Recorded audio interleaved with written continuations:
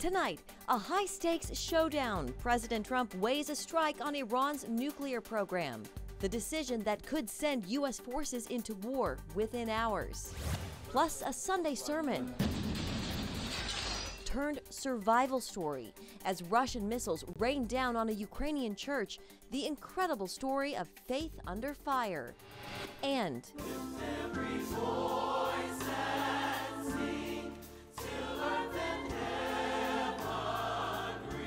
an anthem of freedom born out of oppression, marking the end of slavery and the hope that followed. Lift Every Voice and Sing turns 125. The song, the history, and the Juneteenth tribute right here in the nation's capital. All this and more tonight on Faith Nation.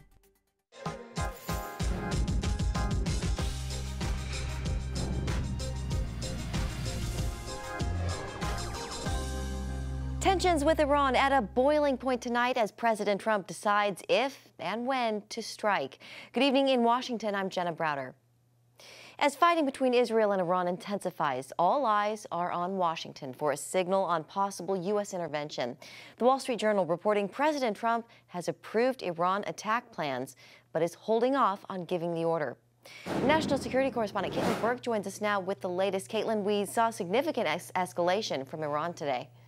That's right, Jenna. Iran has been targeting civilian areas since the beginning of this conflict. This morning, however, it escalated as an Israeli hospital took a direct hit. The Soroka Medical Center is in southern Israel. Miraculously, the old surgical building, which took the brunt of the strike, had been evacuated yesterday. In response to this attack, Prime Minister Benjamin Netanyahu said Israel will, quote, exact the full price from Tehran. We're targeting military sites. We're targeting nuclear sites. We're targeting missile sites. They're targeting a hospital. In this hospital, there are patients who are immobile. They can't even move. Right next to it is a children's ward, a baby's ward, infants. They target it. Netanyahu went further, saying Israel is committed to destroying the nuclear threat posed by Iran, even without help from the U.S. Still, he praised American support, confirming it's helping and providing assistance through missile defense systems. Meanwhile, Iran continues to reject calls for surrender, warning any military involvement by the Americans would result in, quote, irreparable damage. Another significant development today, the IDF is reporting Iran used a missile carrying a cluster bomb. That kind of warhead splits as it descends, sending out as many as 20 smaller munitions, which are much harder to defend against. Here in Washington, intense debate continues over further U.S. involvement in the Middle East, even the Republican Party seeing serious division on the issue. As President Trump continues to deliberate, the Pentagon has pre-positioned aircraft carriers and strike groups in the region. Jenna? All right, Caitlin, thank you very much. And with that, let's bring in our CBN News, our panel, CBN senior White House correspondent Kelly Wright and Gabriel Nerona. He is the former special advisor for Iran and now serves as the president of Polaris National Security. Gentlemen, welcome. Kelly, to you first. White House Press Secretary Caroline Leavitt spoke to reporters today. You were there. Did she give any sense on how the president might be leaning? Well, she did. And basically, the president is moving slow and deliberately. She went on to tell reporters at the White House briefing today that President Trump is holding off making a final decision for 2 weeks, allowing time for negotiations, if any negotiations can be had with Iran. Keep in mind, the president has always wanted to have negotiations for a peaceful diplomatic end to all of this and not resort to warfare. The president making it very clear through this that he is going to hold off for another 2 weeks before making a final decision. So the world still watches to see what he will decide to do. And that gives him time, by the way, to confer with members of Congress as well. Yeah. Gabriel, how much damage has Israel actually done to Iran's nuclear program so far? Israel has wiped out almost the entire chain of production, from the mining of uranium enrichment, the enrichment facilities themselves, the weaponization, the research facilities, with one big exception, that being the Fordo site, which conducts about 3 of the 5 major elements in the chain of nuclear production. Again, that's the one that's highly buried under a mountain, is most fortified and most difficult to take out. But without that program and Fordo, there's no way for Iran to get a nuclear weapon for the foreseeable future. Yeah, Kelly, here at home, we are seeing the division play out pretty publicly within the Republican Party. Parts of the MAGA base saying no more forever wars. They don't want the U.S. to intervene here. What's the White House doing to manage that backlash? And do you sense that it's having any effect on the president's decision-making behind the scenes? So look, I can tell you that it does not have any impact on the president's decision-making. He's conferring with his national security team. He will ultimately confer with some members of Congress. He realizes that there are some fissures within MAGA as well as within his base within the Republican Party. But here's what the president is stating through White House Press Secretary Caroline Leavitt today. She says that the president is concerned about finding a peaceful negotiation and getting this process to an end. And to those who distrust him, she said, trust President Trump, that he will make the right decision. And it would appear that he's listening to a lot of voices to get wise counsel on how to proceed with this, giving a 2-week decision-making process. For years, we've heard about Iran building an axis of resistance with these proxy groups throughout the region. Those proxies right now, at least, they are not in this conflict. Could that change, though, if the U.S. joins the fight? Well, I think Hamas is entirely off the board. They're entirely decimated. Hezbollah is maybe about a fifth of where they were a year ago, so almost entirely out themselves. They've made the decision, and the Lebanese government has basically enforced it that they're out of this as well. That only really leaves the Houthis, who are 1,000 miles away, who don't have that much capability anymore after the series of U.S. airstrikes. And let me tell you that the Russians, the Chinese, the Arabs, they're all staying out of this. The Arabs are secretly thrilled, and they're very happy with the Israeli strikes on Iran. And so, no, Iran is left to its own defense, which is crumbled. And again, they do not have many cards right now. Yeah. We see European leaders making a diplomatic push, and they're expected to meet with Iranian officials tomorrow. Kelly, is there still a path to de-escalation, or do you think that window's already closed? I don't think the window's closed. If you go to what Caroline Leavitt said today during the White House press briefing, it's very much open to de-escalate this and get to a place of negotiating for a peace. Keep in mind, the president has been doing this. He gave Iran 60 days to come up with, just to come to the table to negotiate for a peace deal. They did not. And on the 61st day, that's when Israel struck. And the results of that, as the president has attested to, has been devastating for Iran, its regime, and its military status. He's also asked people to leave Tehran, knowing that there was impending destruction of some of the sites there in Tehran. The bottom line is, this is a president who has stated very clearly that he wants peace. But make no bones about it, he does not believe that Iran should ever have its hands on a nuclear weapon. He's made that abundantly clear, dating back to 2011, before he even ran for the presidency. Yeah. Gabriel, as we watch these tensions escalate, we all wait with bated breath. What are you watching for in the days and weeks to come? I'm watching for two things. One is the question of Israeli defenses and whether they have enough interceptors to counter the incoming Iranian missiles that are coming. And at the same side, I'm looking at the Iranian ability to project offensively. Their number of missiles they've been able to fire in each salvo has decreased from about 100 per salvo on the first day of the war down to about 25. And so the question is, does Iran have any recourse to actually impose damage on Israel, on U.S. bases and U.S. ships, or whether they are basically floundering by themselves? I think we're going to see the Iranian capabilities continue to diminish, but the key question which folks have not talked about is how much longer Israel can sustain its own air defense. Yeah, it's a good question. Kelly, a final thought. Well, real quickly, to add to what Gabriel just talked about, Iran finds itself in a very precarious position without any help to get beyond that. This president of the United States, according to Caroline Leavitt, is someone who's going to watch. He's going to move with slow and deliberate speed. He's going to use wise counsel from his team, as well as some members of Congress, and he's going to make a decision within the next 2 weeks. It's just that clear and simple. The world would have to watch and see what takes place, but he wants Iran at the negotiating table because he's seeking a peaceful end to this. Okay, Kelly Wright and Gabriel Nerona, gentlemen, great to have you with us. Thank you so much. Great insights. Thanks for having me. Well, as the war continues, CBN Israel is on the ground bringing hope and help to families in need. CBN Middle East correspondent Julie Stahl has the story. The city of Bat Yam, south of Tel Aviv, became one of the first cities hit as Iran inundated the area with missiles. The strike caused one building to collapse, sheared another in two, and damaged apartments for blocks.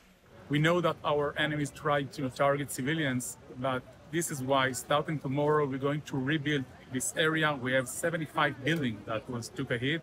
Nearly 800 people were made homeless by the hit of one Iranian missile. The Israeli government does all that it can to help, but CBN Israel is also stepping in. We were in touch with the Ministry of Welfare here in the city of Bat Yam, finding out where we can help and what we can do. And we're going to be helping to evacuate residents, specifically those with disabilities and the elderly, to a hotel in the country, in a safe place in the country, until they can get back on their feet. CBN Israel Communications Director Nicole Jansezian told us people have needs beyond government assistance. We're going to help with the people who fall between the cracks and get them a place to live for who knows how long. Jansezian explains how quickly the devastation impacted this community. They have nothing. They can't even go back into their houses. I heard somebody pleading with the security, just let me in. I just need to get something. I mean, all their memories, and all their belongings just gone in 1 second. Within hours, CBN Israel helped those displaced from their homes gather whatever they could salvage and took them to a hotel in another city. CBN Israel is also offering counseling for those dealing with trauma. Immediately after the attacks started on Thursday night, Friday morning, CBN Israel opened a hotline for people who need trauma counseling, need somebody to talk to, get some kind of counseling or care. Work towards a resilience center will go on despite the ongoing threat of missiles. But we will be running it virtually, as we already have it off the ground, just to reach out to people who need that kind of support immediately. She says CBN Israel wants to meet needs as quickly as possible, as well as helping victims recover from trauma over the long term. Julie Stahl, CBN News, Bat Yam, Israel. Coming up, a Ukrainian pastor survives a deadly missile strike during a sermon. Now he's sharing his story of survival and hope.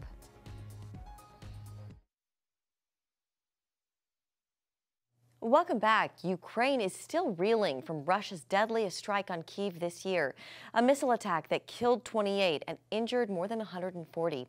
President Zelensky says it's a clear sign that more pressure is needed to force Moscow to the table. Faith Nation anchor John Jessup shows us how civilians in the city of Sumy are paying the price. This is my grandfather's youngest grandson. Like any grandfather, Pastor Mikola beams when talking about his grandchildren. For his oldest, Daniela, the feeling's mutual. You must be very proud. Yeah. The two are all smiles during a recent visit to Washington, D.C., a far cry from a few weeks ago when Ukraine's 3-year war came incredibly close to claiming the pastor's life. Tell me what it was like for you in April on Palm Sunday. The weather was not very sunny, but at the same time, there are no signs of something bad coming or something that would disturb my soul. Pastor Mikola, who knew from childhood he wanted to follow God's call, was in the middle of his sermon when all of a sudden, an explosion literally rocked his church. Through an interpreter, Pastor Mikola said his only focus was keeping everyone calm. Did you see in the faces of your congregants fear? Did you see panic? Did people immediately start praying? Some people were completely afraid. Some people were trying to stay calm. Moments later, a second explosion shattered windows. That's when he ordered everyone to take cover in the church basement. Outside, chaos reigned in the streets of Suma in northeast Ukraine, where 2 Russian ballistic missiles killed 35 people at the start of Holy Week, including this family of 3 on their way to a Palm Sunday service. Pastor Mikola marvels that only 2 people in his building were slightly hurt, considering one of the missiles struck just 100 meters from his Light of the Gospel church. This video shows the extent of the damage. While waiting for the all clear, his congregation did what it knows best. Співали, молились. For singing, praying, they were thanking God for being alive. The following Sunday, they opened the church for worship and celebrated the resurrection with a renewed appreciation for life. Pastor McCullough is in the United States visiting his family and sharing his story, saying the only path to peace is by turning to God. We should note that the same day we sat down for this interview, his hometown was hit again by Moscow. In retaliation for Ukrainian drone strike targeting Russian military bases and bombers. While he's still hopeful, it serves as a reminder that this chapter of the story is far from over. John Jessup, CBN News, Washington. Up next, on this Juneteenth, the Song of Freedom still rings out, marking the end of slavery in America. Next on Faith Nation.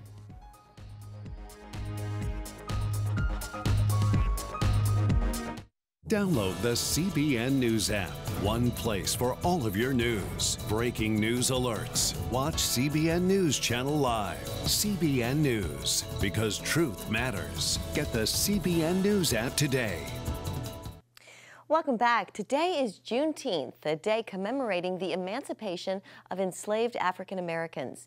It's been a federal holiday for 5 years now, and this year also marks a major milestone for a spiritual song tied to the day. Ephraim Graham takes us to the Museum of the Bible for a celebration honoring the 125th anniversary of the hymn, Lift Every Voice and Sing. Take a look. Lift every voice and sing, till earth and heaven ring. Listen closely as a familiar song echoes through these halls. The song brings us to the Museum of the Bible today. Why? What's happening? So 2025 is the 125th anniversary since that song was penned and then composed. And so we're here celebrating that. I mean, it's a tradition that we have to keep alive. Here, Howard University is helping to keep the 125-year-old tradition alive. James Weldon Johnson penned the lyrics to Lift Every Voice and Sing. His brother, John Rosman Johnson, composed the music. And history records the hymn as the Black national anthem.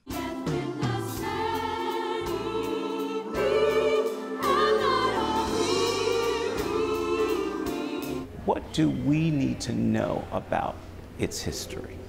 Yeah, I think some of the significant things are, for one, James Weldon Johnson, by his own words, he didn't consider it the anthem, right? He called it a hymn for Negro people.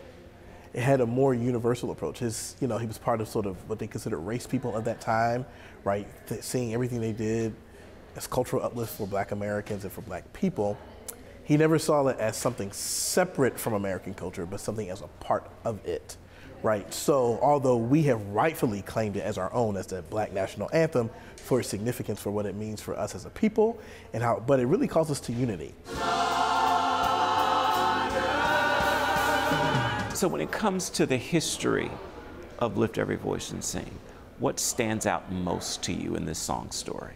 I think that it was composed for children, but the way that the song caught on like a fire, and the way in which it took on a larger life of its own, and how it has literally inspired and given hope to countless millions. James Weldon Johnson was principal of a segregated school when he wrote the song, and he enlisted 500 school children to give the very first public performance to celebrate President Abraham Lincoln's birthday.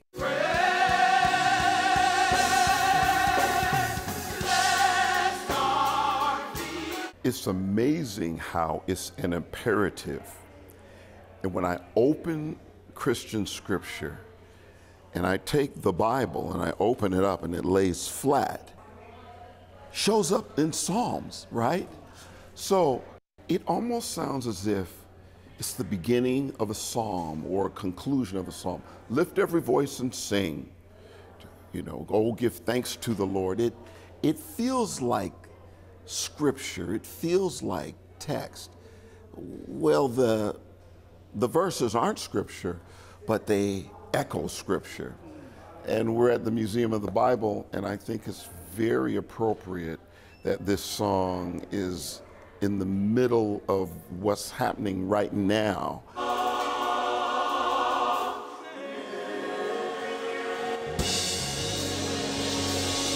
Ephraim Graham, CBN News, Washington.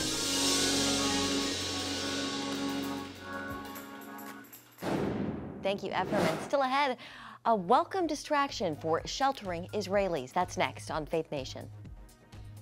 Download the CBN News app, 24/7 news from a Christian perspective at home or on the road. One place for all of your news. Breaking news alerts. Set daily prayer goals and pray for news stories. Read the most important news and watch CBN News Channel live. CBN News, because truth matters.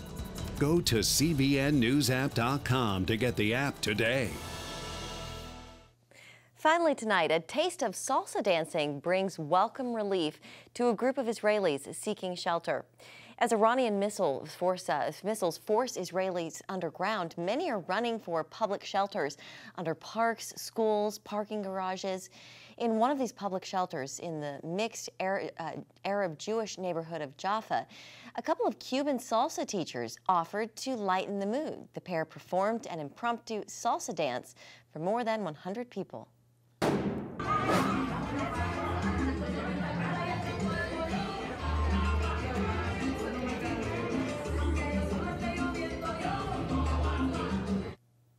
And while new homes in Israel are equipped with safe rooms meant to withstand a rocket attack, people living in older neighborhoods have to turn to the public shelters. One of the dance instructors came equipped even with a portable speaker, saying he hoped to increase the energy in the room. Lifting spirits, that looks fun and good for them. Glad to see that. That's going to do it for Faith Nation. See you tomorrow.